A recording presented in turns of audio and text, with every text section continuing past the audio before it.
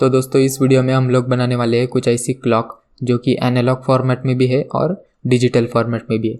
Analogue format में जो हमारे घर में जो घड़ी लगी होती है उस तरीके से टाइम हर सेकंड में अपडेट होगा, और डिजिटल फॉर्मेट में हमें डेट भी दिखेगी, ये ईयर, मंथ और डे, और फिर जो टाइम है वो अपडेट होता रहेगा हर सेकंड में। तो कुछ इस तरीके से हम डिज़ाइन करेंगे इस क्लॉक को। यहाँ पे हम HTML CSS यूज़ करेंगे और थोड़ा एंगुलर का भी कंसेप्ट यूज़ करेंगे।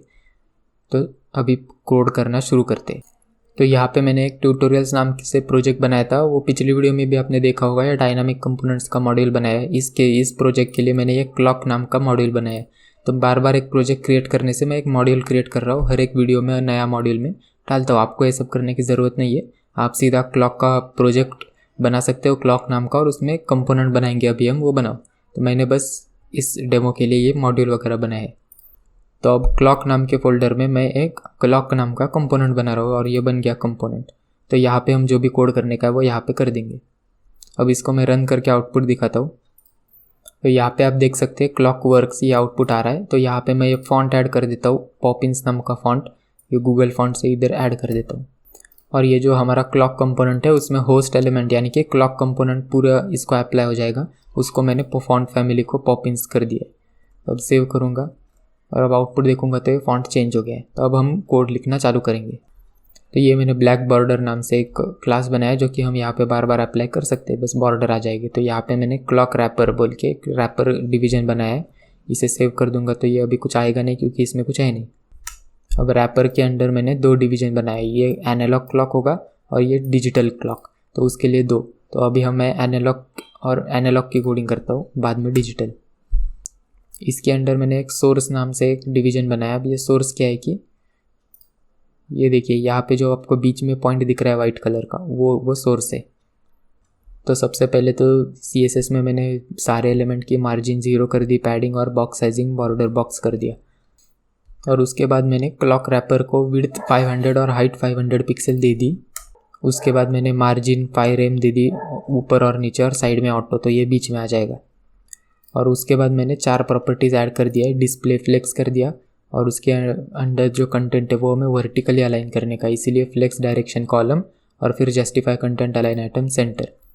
अब इसको मैं सेव कर दूंगा तो ये सेंटर में आ जाएंगे। लेकिन अभी अगर मैं जस्टिफाई कंटेंट स्पेस अराउंड करूँ तो ये वर्टिकली अलाइन हो रहा है, इसलिए मैंने फ्लेक्स डायरेक्शन रखा था कॉलम। फिर मैंने Z इंडेक्स दे दिया 1, और बैकग्राउंड कलर इसको थोड़ा ब्लैक कर दिया। तो ये एनालॉग क्लॉक के अंदर मैंने बॉर्डर और कलर इसको वाइट दे दिया ताकि ये दिख सके, और फिर जो विड्थ और हाइट है वो 400 पिक्सल कर दिया है मैंने, तो ये इतना बड़ा हो जाएगा। यहाँ पे मैंने इसकी हाइट भी 600 पिक्सल कर दिया और मार्जिन थोड़ा कम कर दिया ताकि ये थोड़ा बड़ा हो सके और ये डिजिटल क्लॉक भी यहाँ पे डिस्प्ले हो सके। इसको मैं Z इंडेक्स 2 दूंगा। वो वाइट बॉर्डर मैंने हटा दिया और ये नई बॉर्डर डाल दी, जो पहले का कलर है इसके बैकग्राउंड का सेम वही कलर है, पर 8 पिक्सल की बॉर्डर है, तो ये बड़ी बॉर्डर बन जाएगी। अब इसका जो ये शैडो है, इसमें मैंने जो शैडो किया है वो ऐसा लग रहा है कि ये ऊपर आ रहा है, यानी कि ऐसा अलग शैडो लग रहा है। तो वो शैडो जो है हम अभी करेंगे, मैं एक्सप्लेन करूँगा मैं CSS में कैसे किया है मैंने। तो यहाँ पे हमें करने का क्या है कि मैं ऐसा अज्यूम कर रहा हूँ कि यहाँ से लाइट आ रही है, यहाँ से लाइट आ रही है, तो यहाँ पे जो है वो वाइट कलर का रोशनी पड़ेगी वाइट लाइट की, और जैसे यहाँ पे लाइट पड़ेगी तो इसके पीछे जो है वो शैडो आ जाएगी ब्लैक कलर की, और ऊपर से लाइट आ रही है तो यहाँ पे भी वाइट हो जाएगा और फिर यहाँ पे ब्लैक हो जाएगा शैडो। तो हमें टोटल 4 शैडो लगाने का है, और मैं एज्यूम कर रहा हूँ लाइट यहाँ से आ रही है टॉप लेफ्ट से। तो सबसे पहले मैंने -4 पिक्सल लगा दिया, -4 इसलिए क्योंकि ये वाइट कलर का शैडो लगाने का है। तो अब यहाँ पे से मैं सेव करूँ इसको, तो अब देखिए, ये देखिए अभी स्क्वायर है, बाद में सर्कल करेंगे, लेकिन यहाँ पे शैडो आ गया। उसके बाद ये जो अंदर का ब्लैक शैडो है वो हमें करने का है। अब जब कोई भी ऑब्जेक्ट के पीछे शैडो डालनी हो वो तो हम नॉर्मली ऐसे डाल सकते हैं, लेकिन जब अंदर शैडो डालनी हो तो इनसेट नाम का कीवर्ड यूज़ करना होता है। तो अभी हम वही करेंगे। कॉमा देख के मैंने ये नई शैडो यहाँ पे डाल दी इनसेट बोल के। तो ये -4 पिक्सल था, अब ये 4 पिक्सल बनेगा, और इसको थोड़ी डार्क शैडो दे दी ब्लैक, और ओपेसिटी कम कर दी। अब सेव करूँगा तो ये देखिए ये अंदर शैडो दिख रही है। अब ये थिकनेस इसलिए दिख रही है क्योंकि हमने बॉर्डर 8 पिक्सल की दी थी, और सेम यही चीज़ यहाँ पे बस उल्टा करने का है। तो ये मैंने इनसेट -4 पिक्सल को मैंने ये ऊपर का जो वाइट कलर था वो यहाँ पे दे दिया है, तो ये इधर अंदर वाइट आ जाएगा। अब सेव करूँगा तो ये सेमीकोलन नहीं दिया था, सेव करूँगा तो यहाँ पे वाइट आ जाएगा। अब इसके पीछे जो है वो ब्लैक देने का है। कॉमा देखिए, ये 4 पिक्सल, ये नॉर्मल शैडो है 4 पिक्सल की और ये ब्लैक। सेव करूँगा तो ये इसके पीछे आ जाएगा। अब ये ऐसा लग रहा है कि ऊपर आ गया है। अब इसको हम बॉर्डर 50% कर देंगे। अब यहाँ पे मैंने क्लॉक डिजिटल को बॉर्डर दिया है, उसकी विड्थ 400 पिक्सल और हाइट 100 पिक्सल ही रखी है और जेड इंडेक्स दे के रखा है। तो अब ये कुछ इस तरीके से ये चिपक के आ रहा है, तो इधर मार्जिन डालेंगे हम। तो अब ये चिपक के नहीं आ रहा है, थोड़ा गैप हो गया है दोनों में। तो ये क्लॉक रैपर में जहाँ पे हमने डिस्प्ले फ्लेक्स किया था वहाँ पे एक फ्लेक्स की और एक प्रॉपर्टी होती है रो गैप। तो दोनों के अंदर जो गैप है वो ये डाल देगा। तो सेव करूँगा तो ये यहाँ पे 1 रेम का जो गैप है वो आ जाएगा। तो रो गैप दे दिया मैंने। मार्जिन बॉटम भी यहाँ पे कर सकते थे आप, लेकिन मैंने थोड़ा अलग फीचर यूज़ किया। तो अब डिजिटल क्लॉक को जो बॉर्डर है वो भी कुछ सेम है इसी की तरह। तो मैं यहाँ पे एक अलग क्लास बनाता हूँ। तो मैंने यहाँ पे शैडो नाम की क्लास बनाई है ताकि ये मैं दोनों पे अप्लाई कर सकूँ, जिस पे मैंने बॉर्डर को 8 पिक्सल किया और शैडो वो अभी जो था वही यहाँ से कॉपी पेस्ट किया है। यहाँ से मैं अब सेव करूँगा तो यहाँ की बॉर्डर निकल जाएगी। इसको मैंने वाइट किया। अब HTML में वो शैडो क्लास दोनों पे लगा देता हूँ मैं।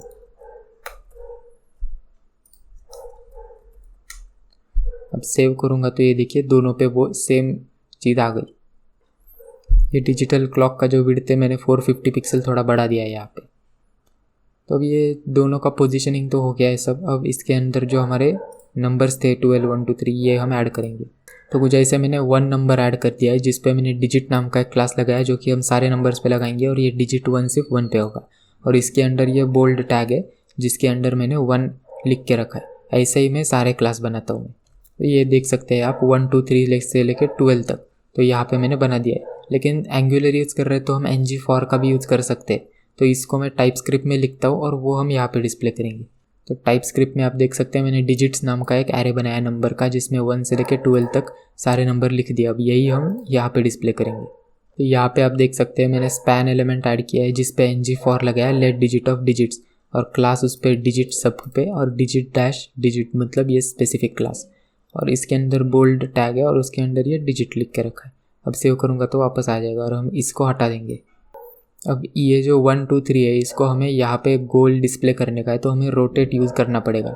लेकिन रोटेट हमें सीधी तरीके से नहीं यूज़ कर सकते। सबसे पहले इन्हें पहले हमें एब्सोल्यूट पोजीशनिंग देना पड़ेगा, तो वो अभी हम करेंगे। तो ये एनालॉग क्लॉक के अंदर जितने भी एलिमेंट है डायरेक्ट चाइल्ड यानी कि यहाँ पे होगा ये डिजिट, यहाँ पे ये एक ही स्पैन एलिमेंट होगा। बाद में हम वो जो आवर हैंड मिनट हैंड वगैरह है वो भी ऐड करने वाले। तो उसके लिए मैंने सारे एलिमेंट्स को एब्सोल्यूट पोजीशन दे दिया है। लेकिन एब्सोल्यूट देने से ये हमें यहाँ पे रिलेटिव देना पड़ेगा। ये पोजीशन मैंने एनालॉग को रिलेटिव दे दी तो इसके हिसाब से डिस्प्ले होगा। अब यहाँ पे आपको जो ये वाइट कलर का डॉट दिख रहा है वो भी मैं यहाँ पे डिवीजन एलिमेंट में बना लेता हूँ। तो ये सोर्स नाम का क्लास मैंने इस पर दे दिया है। तो ये हमारा वो मिड पॉइंट होने वाला है। तो इसे मैं सेव करता हूँ और CSS में हम इसको स्टाइल करेंगे। तो ये बैकग्राउंड कलर जो है वो इसका वाइट दे के रखा है, अभी दिख नहीं रहा है। तो इसकी जो विड्थ और हाइट है वो मैंने 15 पिक्सल कर दी है। जेड इंडेक्स 4 दे के रखा है तो ये सबसे ऊपर रहेगा। इसका बैकग्राउंड कलर जो है वो वाइट कर दिया। तो अब देखिए ये सेंटर में आ रहा है, लेकिन ये जो इसका टॉप लेफ्ट पोजीशन है वो सेंटर में आ रहा है। हमें ये एलिमेंट ही सेंटर में चाहिए। तो उसके लिए मैंने ट्रांसलेट कर दिया। अब ये बराबर सेंटर में आ गया। इसकी बॉर्डर रेडियस 50%, तो ये अब गोल दिख रहा है। और फिर जो बॉर्डर है वो 1 पिक्सल ब्लैक। तो ये डिजिट का जो क्लास है हर एक डिजिट को मैंने बॉर्डर दे के रखी है। तो अभी के लिए ये इतना ही है, लेकिन मैं इसको 100% डिस्प्ले करने वाला हूँ। तो ये विड्थ और हाइट इसकी 100% होगी कुछ इस तरीके से। और फिर डिस्प्ले फ्लेक्स करेंगे, जस्टिफाई कंटेंट सेंटर और अलाइन आइटम्स फ्लेक्स स्टार्ट, जिससे कि फ्लेक्स स्टार्ट मतलब ये इधर नहीं आएगा वर्टिकली, ये यहाँ पे आ जाएगा स्टार्ट में। और जस्टिफाई कंटेंट हॉरिजॉन्टली सेंटर हो गए। अब यहाँ पे दिख रहे हैं जैसे कि 12 की पोजीशन है। अब 1 की पोजीशन होगी तो इस पूरे बॉक्स को हम रोटेट करेंगे। तो यहाँ पे टोटल हमारे पास 12 नंबर है और एक क्लॉक जो है वो सर्कल 360 डिग्री का होता है। तो 360 डिग्री डिवाइड बाय 12 अगर करें तो आंसर आएगा 30। यानी कि दो नंबर के बीच में 30 डिग्री का एंगल है। तो 1 डिस्प्ले हमें 30 डिग्री पे करने का है, 2 जो है वो 60 डिग्री पे और 3 जो है वो 90, और इस तरीके से होता जाएगा। तो यहाँ पे आप देख सकते हैं जो डिजिट 1 का क्लास था उससे मैंने 30 डिग्री रोटेट किया है और डिजिट 2 को 60 डिग्री और डिजिट 3 को 90। तो अभी सेव करूँगा तो ये दिख तो बराबर रहा है, लेकिन हमें इतना बड़ा CSS यहाँ पे लिखने का नहीं है, एंगुलर की मदद से हमें करने का है वही। तो इसको मैं हटा देता हूँ, ये बस आपको दिखाने के लिए मैंने लिखा था। इसमें ट्रांसफॉर्म नाम की प्रॉपर्टी और इसकी वैल्यू होने वाली है रोटेट नाम का फंक्शन। वो कुछ इस तरीके से होगा, यहाँ पे हम 30 डिग्री लिख सकते, लेकिन अभी जो डिजिट की वैल्यू है, डिजिट जो है हमारा 1 है, तो अगर 1 डिजिट डिस्प्ले करने का है तो वो 30 डिग्री पे, 2 करने का है तो 60, यानी कि सिंपली डिजिट को 30 से मल्टीप्लाई कर दो, आंसर आ जाएगा। तो हम यही यहाँ पे करने वाले। ये 30 नहीं लिखेंगे हम, यहाँ पे डिजिट को हम 30 से मल्टीप्लाई कर देंगे। अब हम सेव करेंगे तो ये देखिए एक लाइन लिखने से सारे रोटेट हो गए। अब ये जो बॉर्डर दिख रही है मैं इसको हटा देता हूँ, तो ये देखिए, लेकिन ये जो है यहाँ पे थोड़ी सी पैडिंग दिख रही है आपको, ये पूरा चिपक के आ रहा है। तो इसको सेंटर में लाने के लिए मैं इसकी विड्थ जो है वो 94% डिस्प्ले करूँगा और लेफ़्ट जो है वो 3% रखूँगा, टॉप और लेफ़्ट जो है वो 3% रखूँगा, तो अब बराबर सेंटर में आ जाएगा। तो अब मैं अगर बॉर्डर हटाऊँ तो अब बराबर दिख रहा है थोड़ा पैडिंग, लेकिन ये एक डिजिट जो है इसको भी हमें स्टाइल करने का है। लेकिन यहाँ पे आप देख सकते हैं 4, 5 ये उल्टे दिख रहे, लेकिन यहाँ पे वो सीधे दिख रहे, तो उस पर भी हम अभी काम करेंगे। तो ये देखिए जो डिजिट के अंदर बोल्ड टैग था हमारा, उसको मैंने बॉर्डर दे के रखा है। तो हमने अगर 1 को 30 डिग्री रोटेट किया है तो ये जो बॉक्स है अंदर का ये भी 30 डिग्री रोटेट हुआ है। तो इसे अगर हमें सीधा दिखाने का है तो वो जो 30 डिग्री रोटेट हुआ उसे बस -30 डिग्री कर दो, यानी कि वापस, लेकिन 2 को -30 नहीं कर सकते, हमें उसे -60 करना पड़ेगा क्योंकि इसे 60 रोटेट किया था। यहाँ पे मैं करके दिखाता हूँ। अगर रोटेट -30 किया तो देखिए 1 सीधा हो गया, बाकी की चीज़ें सीधे नहीं हुई, लेकिन वो हम देख लेंगे बाद में। अभी अगर 60 किया तो अब 2 जो है वो सीधा हो जाएगा, यानी कि वो नंबर कितने से रोटेट हुआ था उतना ही उसे माइनस करने का है। तो उसे भी हमें NG स्टाइल की मदद से ही करना पड़ेगा। ये जो बोल्ड टैग है इस पे मैं ये NG स्टाइल नाम का एट्रीब्यूट लगा रहा हूँ। तो इस पे देखिए सेम है ऊपर के जैसा, बस यहाँ पे मैंने माइनस ऐड कर दिया है। तो अब मैं सेव करूँ तो ये देखिए सब सीधे हो गए बराबर। बॉर्डर हटाऊँ तो अब ऐसे दिख रहा है। अब इनको स्टाइल करने के लिए मैंने फॉन्ट साइज़ थोड़ी बड़ी की है और कलर जो है वो ये वाला लगाया है। तो अब ये कुछ ऐसे दिख रहा है, अब ये सेम दिख रहा है इसके जैसा। तो यहाँ तक हमने नंबर्स वगैरह सब डिस्प्ले कर दिया है। अब ये जो आवर हैंड, मिनट हैंड और सेकेंड हैंड है, इसका डिज़ाइन हम करेंगे। तो यहाँ पे आप देख सकते हैं मैंने आवर हैंड, मिनट हैंड और सेकेंड हैंड ये लिख दिया है यहाँ पे, और इस पर मैंने कॉमन क्लास डाल दिया है हैंड, ताकि हम इसको कॉमन स्टाइल लगा सके। तो अब हम CSS से इसको स्टाइल करेंगे। तो ये जो हैंड है इसको मैंने बॉर्डर देके हाइट विड्थ 100% कर दिया, तो अब ये कुछ ऐसे दिखेगा। तो हैंड का जो आफ्टर सूडो क्लास एलिमेंट है उसको हम पोजीशन एब्सोल्यूट करेंगे और कंटेंट इसमें डाल देंगे। तो ये यहाँ पे मैंने आवर हैंड जो है इसका आफ्टर एलिमेंट, यानी कि हैंड जो आफ्टर था वही है, बस हैंड आफ्टर जो है वो इन तीनों एलिमेंट को टारगेट करेगा, और आवर हैंड आफ्टर जो है वो सिर्फ आवर हैंड के आफ्टर एलिमेंट को टारगेट करेगा। तो इसकी विड्थ 7 पिक्सल दे के रखी है मैंने, और हाइट जो है वो 75 पिक्सल, और बैकग्राउंड में ये वाला कलर डाल दिया है। अब हमें इसको सेंटर में लाने का है यहाँ पे। तो ये बॉटम 50 और लेफ़्ट 50 कर दिया, तो अब ये यहाँ पे आ रहा है, तो इसको ट्रांसलेट करेंगे। ये ट्रांसलेट किया, अब ये बराबर सेंटर में आ गया, लेकिन ये पूरा एकदम रेक्टेंगल दिख रहा है, तो इसे कर्व भी करना पड़ेगा। बॉर्डर रेडियस 5 पिक्सल, तो अब ये थोड़ा कर्व हो गया। तो ये मिनट हैंड आफ्टर जो है इसकी विड्थ 5 पिक्सल कर दी, थोड़ी कम, और हाइट थोड़ी और ज़्यादा कर दी, और बैकग्राउंड कलर ये ग्रीन दे दिया। सेकेंड हैंड जो है वो और थोड़ा विड्थ कम कर दिया और हाइट और थोड़ी बढ़ा दी, और बैकग्राउंड कलर ये ब्लू रख दिया है। तो कुछ इस तरीके से हमारे 3 आवर हैंड, मिनट हैंड और सेकेंड हैंड जो है वो डिज़ाइन हो गए। अब ये एनालॉग क्लॉक का स्टाइलिंग हो गया है, अब डिजिटल क्लॉक की स्टाइल करेंगे। अब ये जो डिजिटल क्लॉक है ये कुछ इस तरीके से दिखना चाहिए, जिसमें पहले ईयर होगा, फिर मंथ, फिर डे और डैश, फिर यानी कि ये जो है ये डेट है, और फिर डैश करके जो है वो टाइम में भी आवर, मिनट और फिर सेकेंड्स। तो यहाँ पे देखिए मैंने स्पैन एलिमेंट बनाया है, जिस पे कॉमन क्लास डेट लगा दिया है, और सेपरेट क्लास जो है वो ईयर, मंथ, डे, और फिर ये सेपरेटर आवर, मिनट और सेकेंड, और ये रैंडम स्टैटिक डेटा मैंने अभी के लिए डाल दिया है। तो उसके बाद ये जो डेटा है ये हम टाइपस्क्रिप्ट की मदद से हर बार अपडेट करते रहेंगे हर सेकेंड। तो अभी मैं CSS लगाता हूँ। तो ये जो हमारा डिजिटल क्लॉक था, यहाँ पे मैं डिस्प्ले फ्लेक्स करके जस्टिफाई कंटेंट सेंटर कर देता हूँ, तो ये सेंटर में आ जाएगा। तो यहाँ पे मैंने फॉन्ट साइज़ बढ़ा दिया, फॉन्ट वेट बोल्ड कर दिया और मार्जिन राइट दे दी हर एक के राइट में, तो गैप आ जाएगी हर एक में। तो ये कुछ इस तरीके से दिखेगा। अब हम हर एक को कलर करेंगे। तो ये जो ईयर मंथ और डे है, इसको मैंने ये वाला ग्रीन कलर चूज़ किया है, और फिर ये आवर मिनट और सेकंड का डेटा इसे मैंने येलो कलर से किया ताकि ये डिफरेंस हमें पता चल सके। तो कुछ इस तरीके से हमारा जो CSS और HTML का पार्ट है वो ख़त्म हो गया है। अब हम टाइपस्क्रिप्ट में एक्चुअल में टाइम अपडेट करने का कोड लिखेंगे। तो सबसे पहले मैं एनालॉग का कोड लिखता हूँ। अब हमें यहाँ पे जो सेकंड का काटा है और मिनट और आवर का जो काटा है इसको हमें रोटेट करने का है। तो यानी कि इसके ऊपर की जो CSS की रोटेट प्रॉपर्टी है ये हमें डायनामिकली अपडेट करने की है। तो इसके लिए HTML में हमें उसे NG स्टाइल में लगाना होगा। तो ये जो हमारा अभी मैं सेकेंड हैंड के लिए करता हूँ, ये NG स्टाइल आप देख सकते हैं। यहाँ पे हमने किया था वही कर रहा हूँ, ट्रांसफॉर्म रोटेट, लेकिन ये वेरिएबल अभी मैं बनाऊँगा सेकेंड हैंड पोजीशन नाम से।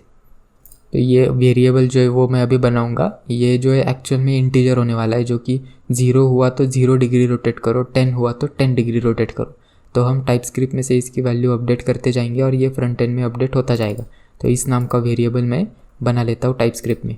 तो यहाँ पे देख सकते हैं आप, मैंने 3 वेरिएबल्स बना लिए, hour hand position, minute hand और सेकेंड हैंड पोजीशन। और इनिशियल वैल्यूज़ की 0 है, यानी कि ये 0 डिग्री रोटेट होंगे। अब मैं यहाँ पे अगर 30 डिग्री कर दूँ तो सेकेंड हैंड जो है वो 30 डिग्री रोटेट होगा। ये देखिए, अगर 300 कर दूँ तो ये 300 डिग्री रोटेट होगा। अगर 360 कर दूँ तो वापस वहीं पे आ जाएगा। तो अब एक सेकंड में ये क्लॉक जो है वो आगे जाना चाहिए कुछ इस तरीके से, लेकिन हमें उसके लिए कैलकुलेट करना पड़ेगा कि कितना डिग्री उसे आगे लेके जाने का है। तो टोटल हमारे पास 60 सेकेंड्स है या फिर 60 मिनट्स है यहाँ पे, लेकिन और डिग्री जो है वो टोटल 360 डिग्री है। तो अगर 60 पॉइंट्स के हिसाब से मैं इसको देखूँ तो यहाँ पे आप देख सकते हैं, ये जो क्लॉक मैंने ओपन किया है गूगल पे, तो 12 से लेके 1 तक जाने का है। तो मुझे 1, 2, 3, 4 और 5 पॉइंट्स क्लियर करने पड़ेंगे। तो ये 1 पॉइंट अगर सेकंड के कांटे के लिए ये 1 सेकंड है और मिनट के कांटे के लिए ये 1 मिनट है। तो कुछ इस तरीके से मिनट और सेकंड है, लेकिन मैं इसे पॉइंट कहूँगा। तो पूरे क्लॉक में अगर आप देखेंगे तो 60 ऐसे पॉइंट है और हमें 360 डिग्री रोटेट करने का है। तो 60 पॉइंट के लिए 360 डिग्री है, तो 1 पॉइंट के लिए कितना होगा? अगर आप क्रॉस मल्टीप्लाई करेंगे तो आंसर आएगा 6 डिग्री। तो 1 पॉइंट अगर हमें आगे मूव करने का है तो हमें 6 डिग्री रोटेट करना पड़ेगा। तो यहाँ पे मैं आपको करके दिखा सकता हूँ। 0 डिग्री अभी है, अगर मैं 6 करूँगा तो 1 पॉइंट आगे जाएगा। ये देखिए, 12 करूँगा तो 2 सेकेंड हो जाएंगे। अब 18 करूँगा तो 3 सेकेंड, 24 के लिए 4 सेकेंड और 30 के लिए 5 सेकेंड। तो ये हमें डायनामिकली करने का है, यानी कि 1 पॉइंट आगे जाने का है तो 6 डिग्री करना पड़ेगा। ये कौन से भी हैंड के लिए वैलिड है, आवर हैंड, मिनट हैंड या सेकेंड हैंड, इसके लिए हमें वैलिड है। तो अभी हमें किसी तरीके से 1 सेकेंड को कैलकुलेट करना होगा। तो उसके लिए हमें कुछ करने की ज़रूरत नहीं है, ऑलरेडी एक फंक्शन अवेलेबल है जावास्क्रिप्ट या टाइपस्क्रिप्ट आप जो भी यूज़ कर रहे हो उसमें। तो मैंने यहाँ पे एक स्टार्ट क्लॉक नाम का फंक्शन बनाया है, तो जो भी कोड करने का है हम यहीं पे करेंगे और ng ऑन इनिट से मैं ये फंक्शन कॉल कर लूँ। तो जैसे ही हमारा कंपोनेंट इनिशियलाइज होगा ये फंक्शन कॉल होगा। और यहाँ पे मैंने एक वेरिएबल बना के रखा है काउंटर बोल के। तो ये काउंटर हम चलाएंगे जो कि हर 1 सेकेंड के बाद वैल्यू अपडेट करेगा, ताकि हमें मालूम पड़े 1 सेकेंड ख़त्म हो गया है। तो यहाँ पे एक फंक्शन मिलता है हमको टाइमर बोल के। ये टाइमर जो है वो 2 वैल्यू लेता है। अभी मैं आपको बताता हूँ ये 2 वैल्यू क्या है। ये हमें यहाँ पे जो हम वैल्यू लिखेंगे ये होगा मिली सेकेंड के अंडर, सेकेंड आर्ग्यूमेंट। तो मैंने 1000 मिली सेकेंड दिया है, तो मैं 1 सेकेंड दिए, वो 1000 मिली सेकेंड का मतलब 1 सेकेंड। तो मैं क्या बोल रहा हूँ यहाँ पे कि 1 सेकेंड के बाद मुझे रिस्पॉन्स चाहिए, हर 1 सेकेंड के बाद। तो जैसे ये फंक्शन कॉल होगा तो उसके बाद हर 1 सेकेंड के बाद हमें रिस्पॉन्स मिलेगा। तो वो रिस्पॉन्स के लिए हमें इसे सब्सक्राइब करके रखना पड़ेगा और यहाँ पे मैं रिस्पॉन्स लेता हूँ। तो अब ये जो मैंने फंक्शन बनाया है, हर 1 सेकेंड के बाद यहाँ पे एक रिस्पॉन्स आएगा, 0 से स्टार्ट होगा तो शुरुआत होगा 0, फिर 1 सेकेंड के बाद 1, फिर 1 सेकेंड के बाद 2, 3 ऐसा आएगा। यहाँ पे कंसोल में मैं आउटपुट दिखाता हूँ आपको, तब समझ में आ जाएगा। ये मैंने रिस्पॉन्स जो है वो प्रिंट कर दिया है। अब जैसे ही मैं NG ऑन इट हो गया, देखिए 0, 1, 2 हर 1 सेकेंड के बाद डिस्प्ले हो रहा है। अब अगर मैं यहाँ पे सिर्फ 10 करूँ, यानी कि सिर्फ 10 मिली सेकेंड के बाद ये देखिए कितना तेज़ी से अपडेट हो रहा है। और अगर ये करूँ तो अब ये 10 सेकेंड के बाद अपडेट होगा, जो कि बहुत टाइम लेगा। तो हमें चाहिए 1 सेकेंड की, क्योंकि हमें 1 सेकेंड कैलकुलेट करने का है। अब ये जो पहला आर्ग्यूमेंट है वो है डिले का। अभी आपने देखा होगा जैसे ही एप्लीकेशन स्टार्ट होता है ये एकदम से 0 पे जाता है। तो अगर मैं यहाँ पे कोई वैल्यू डाल दूँ तो ये इतना डिले होगा और उसके बाद हमें 0 सेकेंड आएगा। तो 1 सेकेंड यहाँ पे भी कर दूँ मैं तो 1 सेकेंड के बाद 0 आएगा, फिर वो ऑटोमेटिक चालू हो जाएगा। यानी कि शुरुआत में इतना डिले के बाद ये डिस्प्ले होगा। हमें यहाँ पे 0 ही रखने का है, हमें इंस्टेंटली ही चाहिए, तो ये ऐसे डिस्प्ले होगा। तो अभी हमारे पास हर 1 सेकेंड के बाद ये वाला फंक्शन कॉल होने वाला है। तो जो भी इसके रोटेशन की डिग्री अपडेट करने का कोड है वो हम यहीं पे लिखेंगे हर 1 सेकेंड के बाद। तो मैं यहाँ पे एक वेरिएबल बनाता हूँ डेट नाम से। तो न्यू डेट क्या करेगा, अभी की जो डेट है वो रिटर्न करके देगा और डेट नाम के वेरिएबल में स्टोर करेगा। अब इस डेट के अंदर बहुत सारी अलग अलग वैल्यूज़ होती है, जैसे कि हमारा लोकल टाइम जोन वगैरह वो सब भी होता है। हमें वो सब नहीं चाहिए, हमें सिर्फ year, month, day, hour, minute और सेकेंड इतना चाहिए। तो वो सेपरेट हर एक वेरिएबल में मैं निकाल के लेता हूँ। ये सेकेंड डेट के अंदर गेट सेकेंड्स नाम का फंक्शन है जो कि हमें सेकेंड रिटर्न करेगा 0 से चालू होकर 59 तक।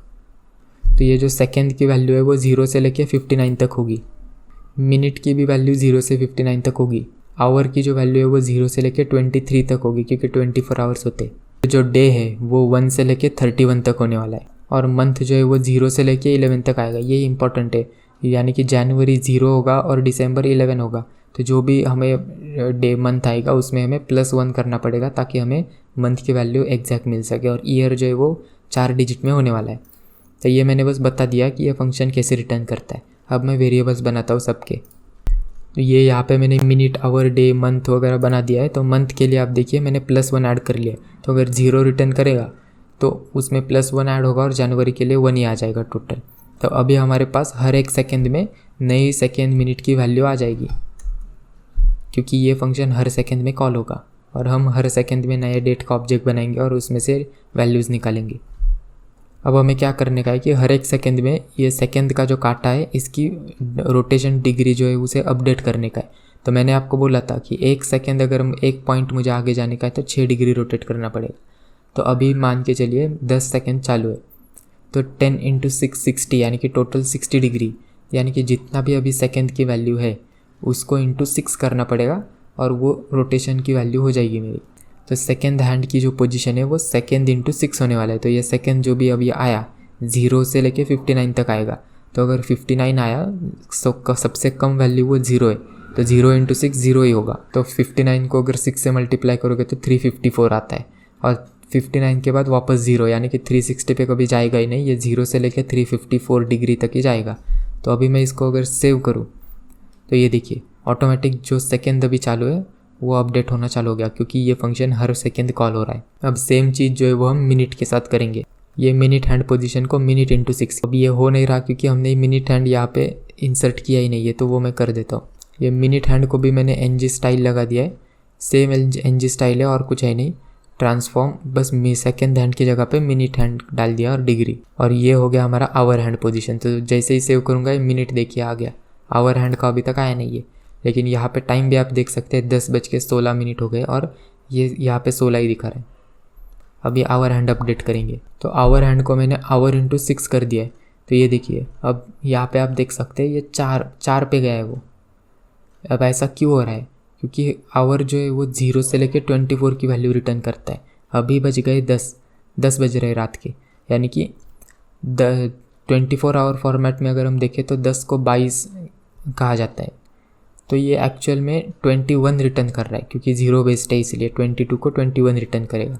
तो 21 × 6 जो आ रहा है वो यहाँ पे डिस्प्ले कर रहा है। लेकिन हमें ये जो हमारी एनालॉग वॉच है ये 12 आवर फॉर्मेट में, 24 में नहीं। तो यहाँ पे थोड़ा लॉजिक लगाना पड़ेगा। तो ये लॉजिक मैंने यहाँ पे लगा दिया है।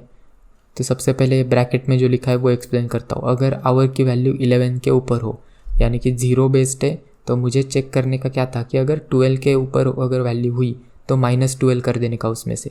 यानी कि अगर समझो 15 वैल्यू है, यानी कि दोपहर के 3 बज रहे, तो -12 कर दूंगा तो 3 आंसर आ जाएगा, तो 3 मिल जाएगा हमें। लेकिन ये 0 बेस्ड है, इसलिए हमें 11 के ऊपर है कि नहीं देखना पड़ेगा। तो जैसे ही 11 के ऊपर है तो 12 माइनस करो उसमें से, और अगर नहीं है तो ये आवर ही रिटर्न करो टर्नरी ऑपरेटर से। तो जो भी वैल्यू आएगी वो 0 से लेके 11 के बीच में होने वाली है। तो जो भी वैल्यू आएगी उसको मैंने इंटू 30 किया है। अब इंटू 30 क्यों किया है, 6 क्यों नहीं? तो हमें जब आवर की वैल्यू डिस्प्ले करने की होगी तो यहाँ पे आप देख सकते 10 के लिए ये डिग्री होगा और फिर 11 के लिए ये डिग्री, लेकिन बीच में जो है वो 5 डॉट्स होने वाले हैं, इसके 5 डॉट। एक डॉट जो है वो 6 डिग्री का, तो 5 डॉट जो है वो 30 डिग्री के होंगे। तो 10 से लेके 11 तक जाने का है तो 30 डिग्री रोटेट करना पड़ेगा। 11 से अगर मुझे 12 पे जाने का है तो वापस 30 डिग्री रोटेट करना पड़ेगा। तो इसके लिए मैंने 30 किया है। तो अब मैं सेव करूँगा तो ये देखिए बराबर 10 पे अभी निकल गया। लेकिन वापस आप देख सकते हैं कि जैसे ही ये टाइम आगे जाएगा, आपने अपने घर की जो घड़ी है उसमें देखा होगा कि समझो 10:30 बज रहे, तो ये जो आवर का हैंड है वो 10 पे नहीं रहता, ना ही वो 11 पे, वो दोनों के बीच में रहता है। यानी कि जैसे जैसे मिनट हैंड 12 से पूरा घूम के आता है, ये धीरे धीरे करके 10 से 11 पे जाता है, एकदम से 10 से 11 पे नहीं जाता, धीरे धीरे करके जाता है। तो मैं वो भी ये फंक्शनलिटी यहाँ पे इम्प्लीमेंट करता हूँ। अब वो किस तरीके से होगा वो समझाता हूँ मैं। तो ये जो हमारी घड़ी थी, अब हमें समझो 10 बज रहे, और जैसे जैसे मिनट का कांटा आगे जाता जाएगा हमें ये उसी रेशियो में इसको आगे बढ़ाने का है। तो मिनट का कांटा जब 0 से लेके 60 मतलब 59 तक आएगा, यहाँ पे 60 पॉइंट्स रोटेट करेगा, तो आवर का हैंड जो है वो 5 पॉइंट रोटेट करना चाहिए, 10 से 11 तक ही जाना चाहिए। यानी कि आवर हैंड के 5 पॉइंट मिनट हैंड के 60 पॉइंट के बराबर है। तो आवर हैंड के 1 पॉइंट मिनट हैंड के कितने होंगे, क्रॉस मल्टीप्लाई कर सकते हैं, आंसर आएगा 12।